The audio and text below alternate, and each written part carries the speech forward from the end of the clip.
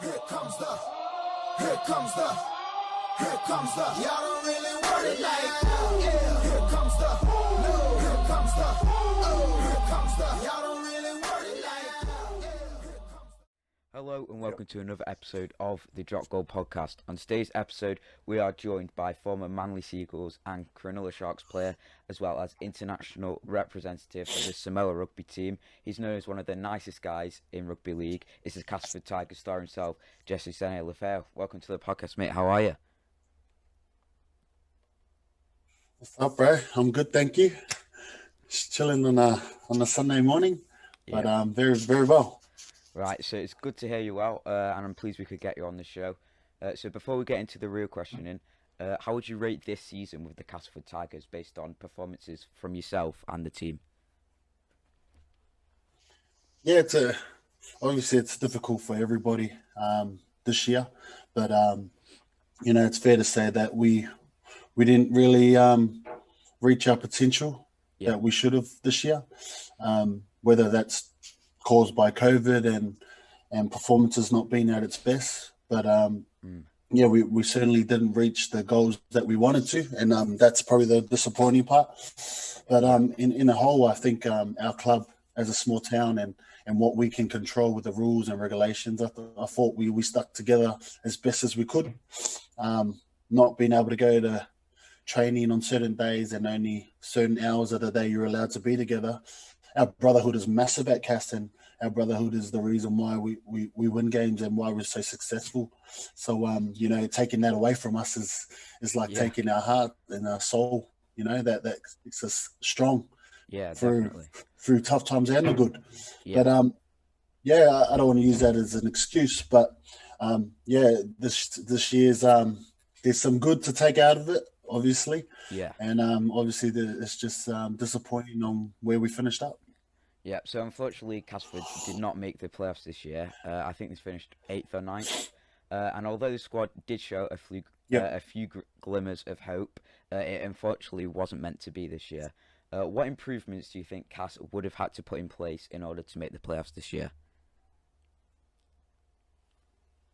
Just having a consistent team out every week in, week out.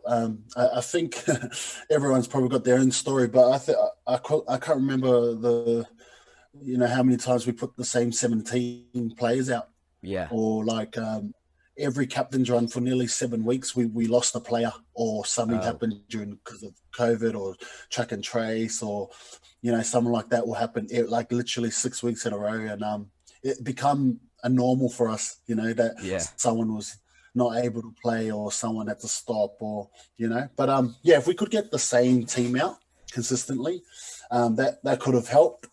And just coming after lockdown, if we just picked up where we left before lockdown, because we were flying, it would have helped as well. Yeah, definitely.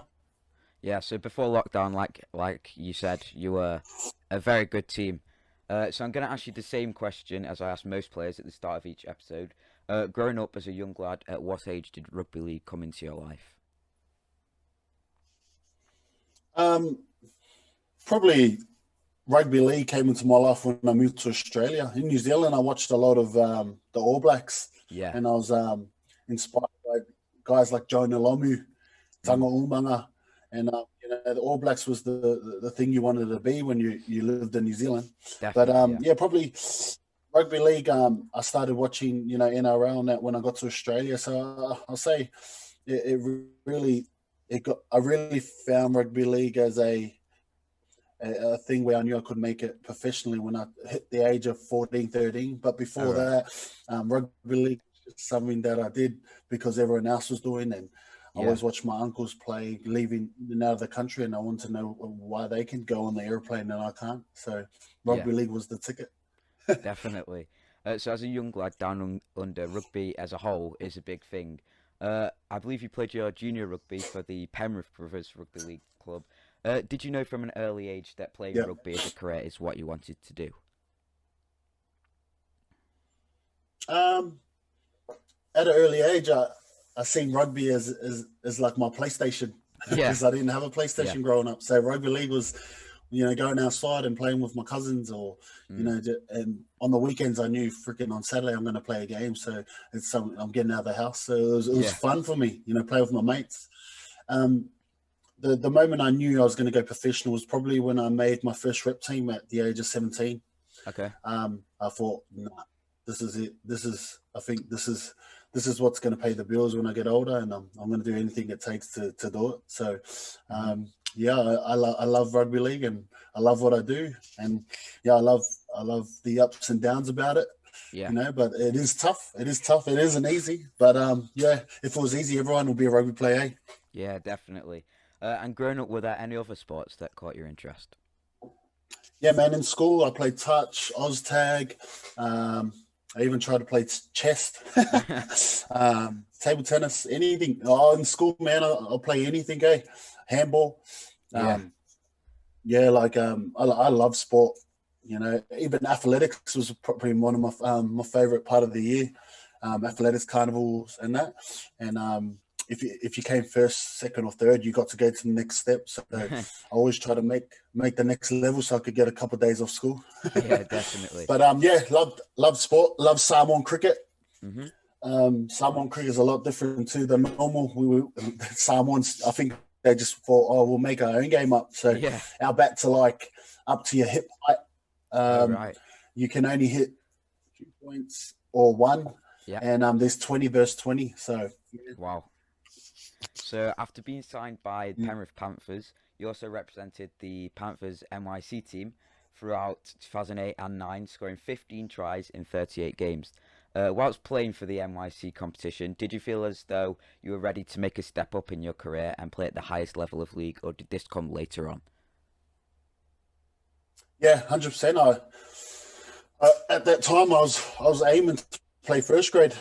Nothing more, nothing less. That's all I wanted to do. So I wanted to play well 20s and then make my debut. But like anyone would know, if you're in the Penrith system, they probably have the best juniors in the world. Yeah. And to get a crack in first grade at Penrith, it's tough. And I had to take a step back in my rugby career to go 2 steps forward. So I had to go and play in reserve grade and Bundy Cup. Yeah. And then I wasn't full time.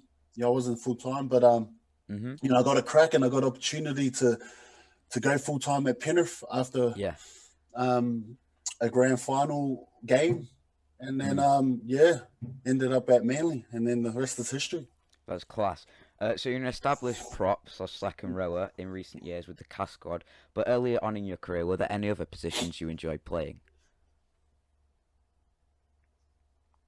Yeah, as a young kid, I was like a big fat kid. So I played front row for ages, and then as I got older, I lost heaps of weight. So in the 20s, I was playing centre, and then I was playing back row, lock, and then after 20s, I ended up playing a bit of centre fullback for Bundy Cup.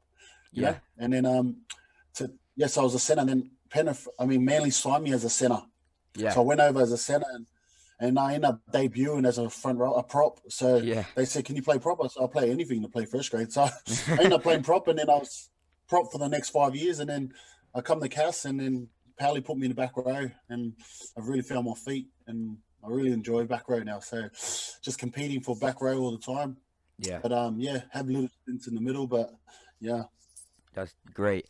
So in 2013, like you said, you joined the Manly Seagulls, where you made your NRL debut, where you came off the bench as an interchange in a 22-14 win against the Brisbane Broncos.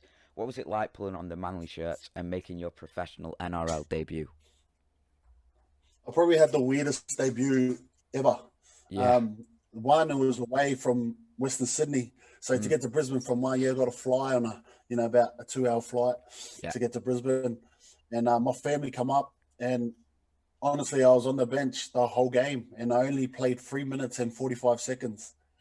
So I got on for the last 3 minutes and 45 seconds, and just the whole week was built up. You literally waiting 70 minutes to get on, but I didn't play first grade again until the next year, round 1 again. Yeah. So when people talk about being patient and stuff like that, I had to wait a long time, and at 23 is pretty old to debut as well. So, it was an awesome experience, but it's like a drug. Like you get a little bit of first grade and you want more, so you want to keep playing. And that's how I felt. I couldn't get another opportunity to play again, but I knew I played 3 minutes, so just had to stick at it. But it was awesome just to know that I could do it, and through what I went through to get a game was awesome. And to think that some people don't even play a game, and I got 3 minutes, I was grateful. But I end up playing a bit more later. Yeah, definitely. So like you said, you didn't play any more NRL games. And you spent most of your year representing the NSW Cup team. Was it a letdown knowing that after just your first NRL debut, that instead you'd be spending the rest of the year in the NSW Cup? Yeah, I didn't really think like that when I got put back down. They signed Tom Simons just after my debut, so Tom Simons came straight into the team and I dropped out. But at that time, I still had like a thing inside me saying that, like, I'll play again. I just need to play good down here and get called back up. And, when I look back now, that 1 year of not playing freaking made it better for me that next year because I played every game.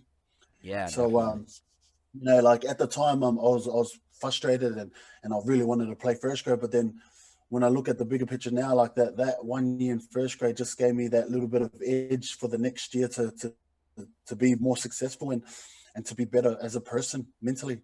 Yeah, definitely. And was there any other particular reason as why you didn't play any more NRL games that season? Or was it like you said, the Sea Eagles squad just had too much depth for you to break in?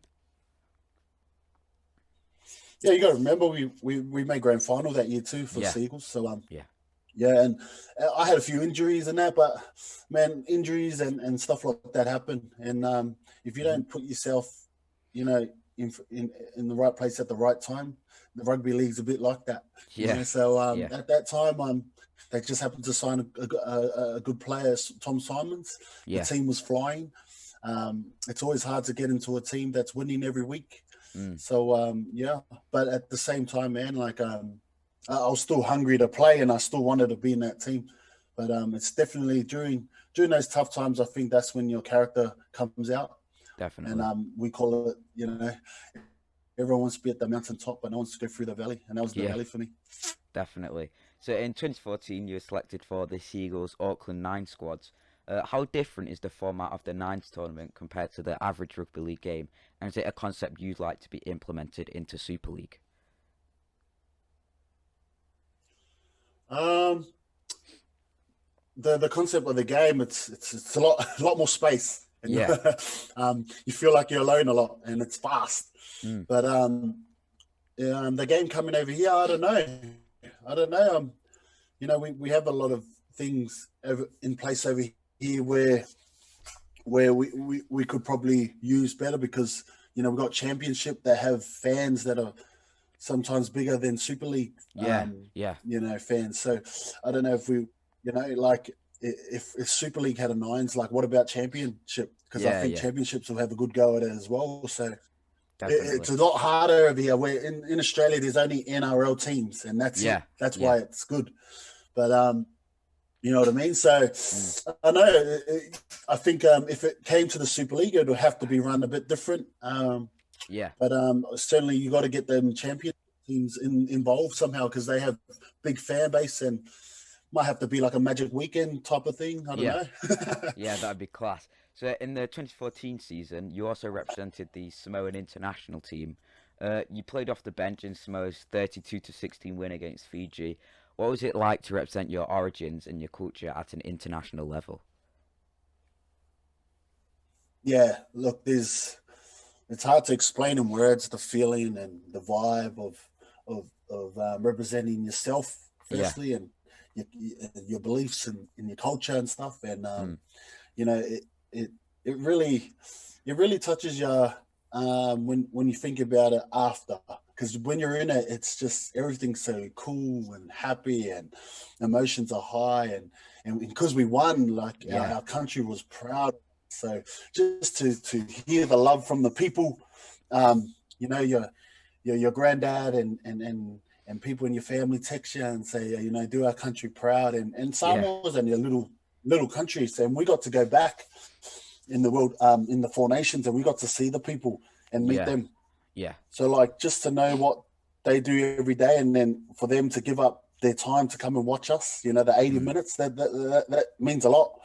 And to know that I'm representing my granddad, my grandma, and their villages, yeah, you can't get better than that. Yeah, definitely.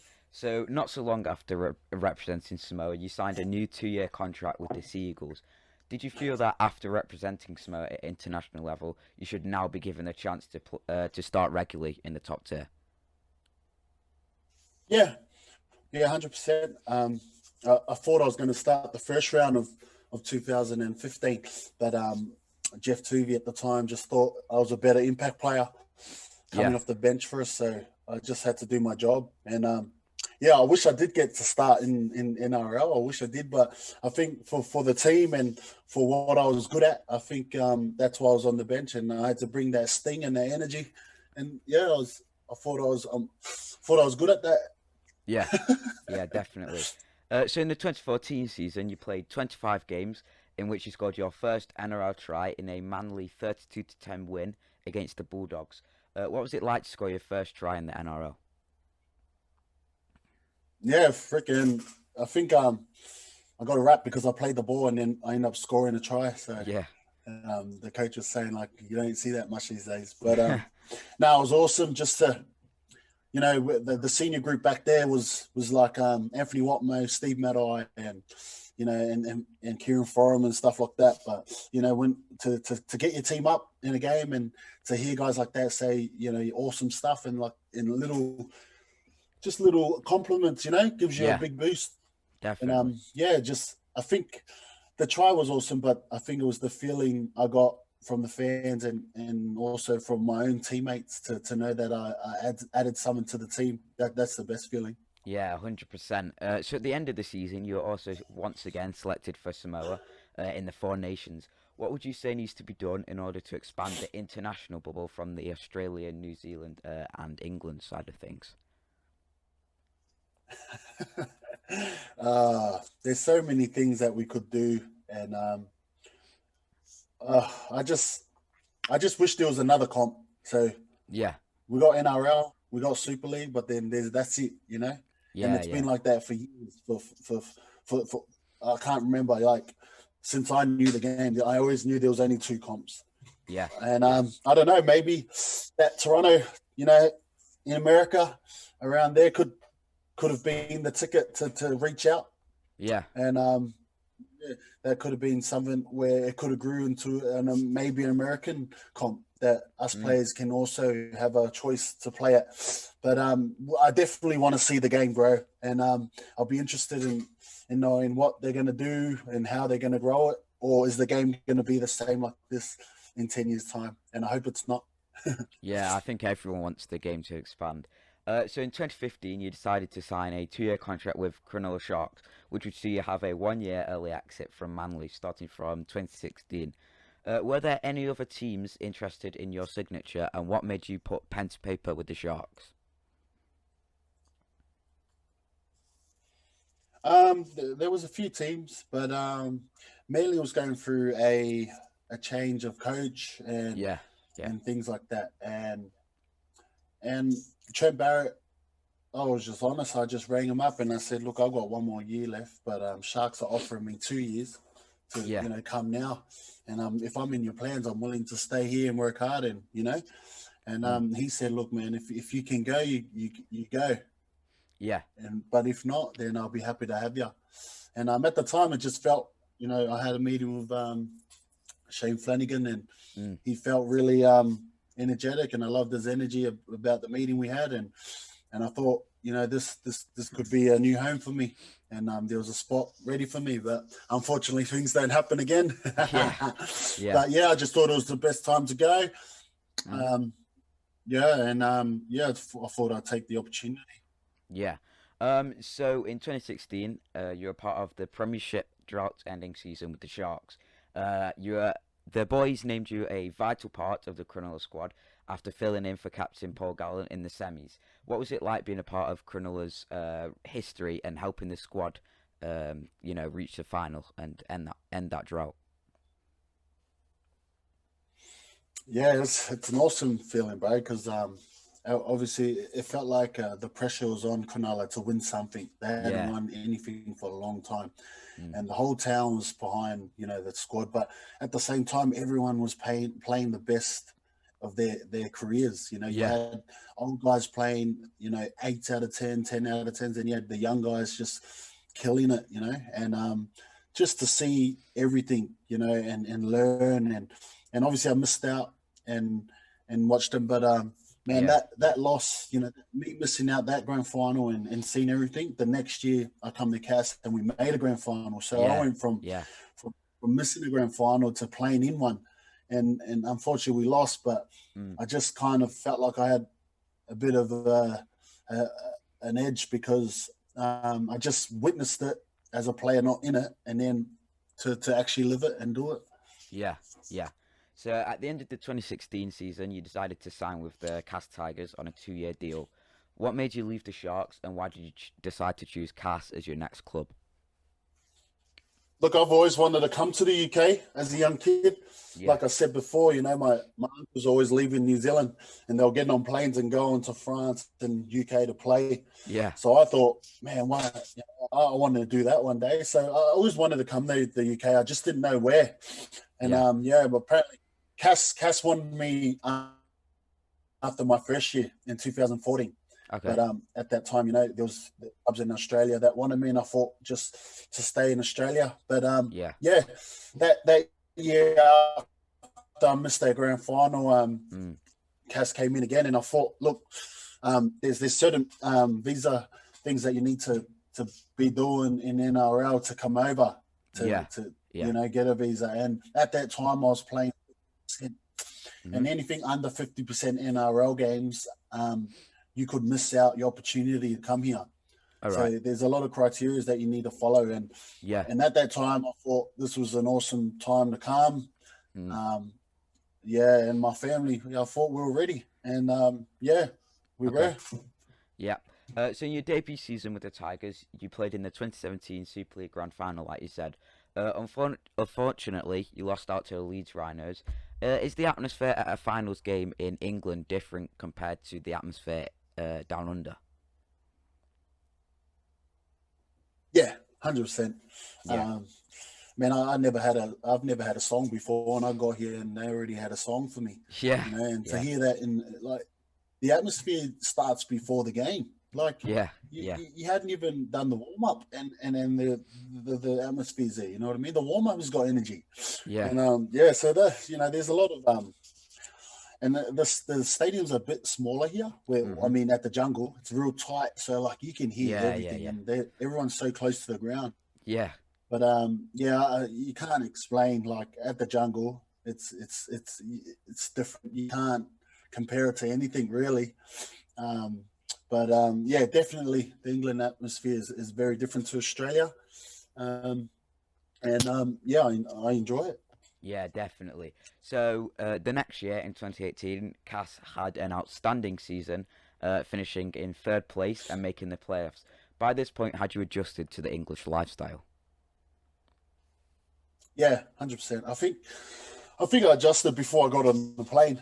I knew what I had one of my best mates at Wakefield, Tiarona, and he was telling me everything over the phone. So the moment I got there, he really told me what's the worst thing about England, what's the best thing about England, and what's the hardest things.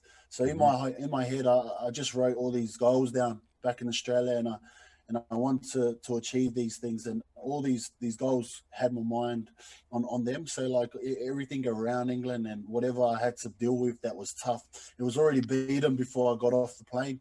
Yeah. And I love England now. I love the people here. I love the opportunities I have, and I love what this country brings for me, my family, and also this town. Yeah, so obviously the weather in England is a bit different to Australia. Did that put you off in your first few games? Nah. I played in the Boxing Day game. It was sunny as, but it was freezing. Yeah. But nah. Okay. Nah, I was sweet. I was just excited to play, put on the jersey and that. Yeah, 100%. So, having played in both NRL and Super League careers, would you say there is a large skill gap between the NRL and Super League? And if so, what would you say needs to be done in order to expand the game in the UK? Did you say skill gap? Yeah, between the NRL and Super League. No, the skill. Yeah, I don't. I think the games. Everyone says rugby is rugby, but Yeah, I think the game is different over here, and yeah, yeah, and you could be a class player in RL, and that doesn't mean that you'll come here and be the best player in Super League. yeah, But then we yeah, have seen that happen as well. But what I'm mm, saying is, it depends what role you play, depends what team you go to in England.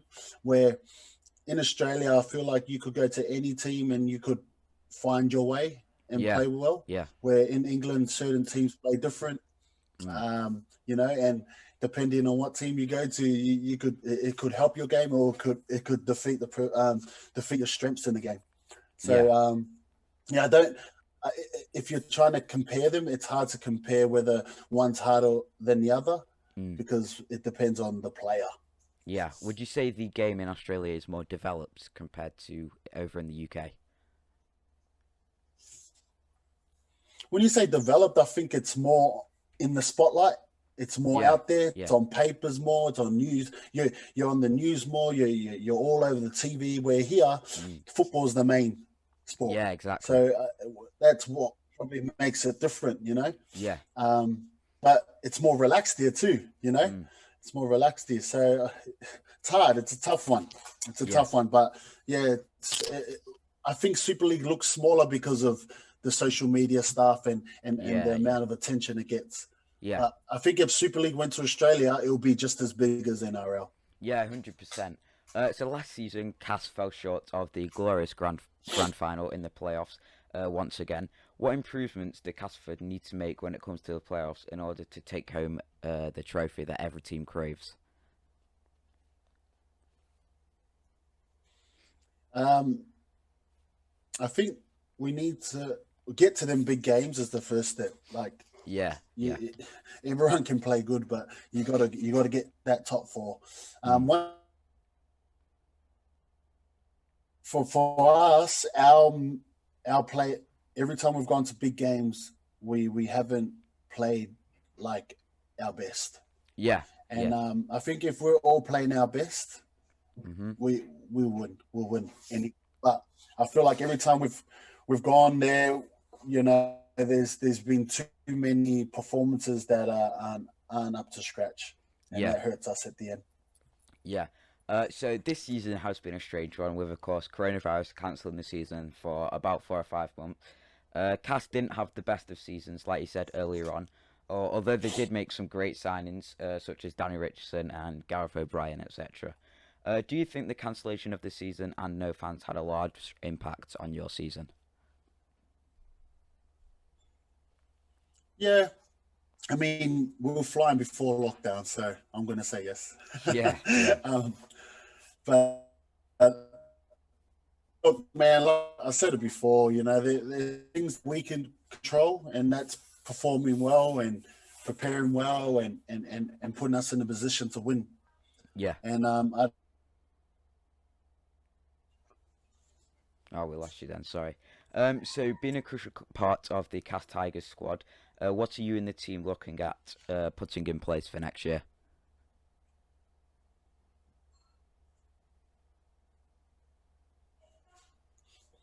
look, yeah, we're just looking to strengthen our belief system, our habit, to make us durable during asking a lot from our C group this year, a lot a lot better, Mm, Also, just keeping everyone kind of let us down this year. Too many guys not playing and key players not playing as well. So yeah. the coach has already drawn a picture of what it looks like and what we need to do. Mhm. So I'm excited for that. And look, it's going to be all these rule changes. And that's what makes it more exciting. I think there's going to be more tries and stuff like that, and Yeah. it's entertaining for you guys. So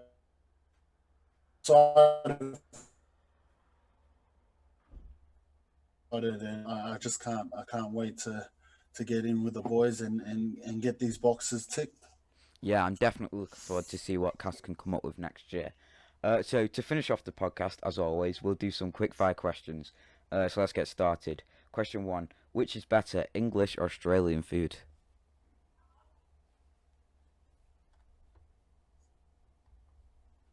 Australia. Okay. Question 2: would you rather win a Challenge Cup or a Super League Grand Hello? Final?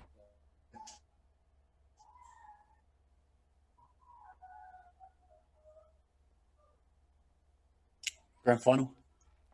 Question 3: which do you prefer, McDonald's or KFC? KFC.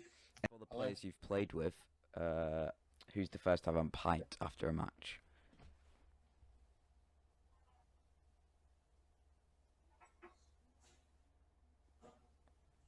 Probably Nathan Massey. All right. Question 5: would you rather play rugby league against the Sydney Roosters squad from the last few years or the St Helens squad from the last few years?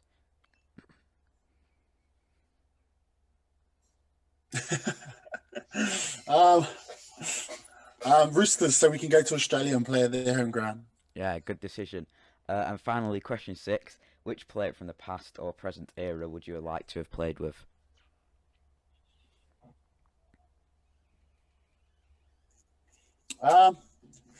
Joe Nalomi. He's like he's an All Black. Yeah. But probably Les All right. Yeah. Bellicolo. Yeah. So thanks very much for That's joining. probably the only English player I knew before coming. Yeah. All right. Yeah. So before we finish off the podcast, do you have anything you'd like to say to any of the young listeners who are trying to make it in the world of rugby league? Yeah. Do what you can and do it the best that you can. Yeah. So thank you very much for joining us today. It's been a pleasure. I look forward to seeing you back out on the pitch next season and can't wait to see what the Tigers can produce in the 2021 season. Once again, thanks for joining us, and I hope to see you again soon. Cheers and all the best. Here comes the, y'all don't really want it like that. Yeah, here comes the, here comes the, y'all don't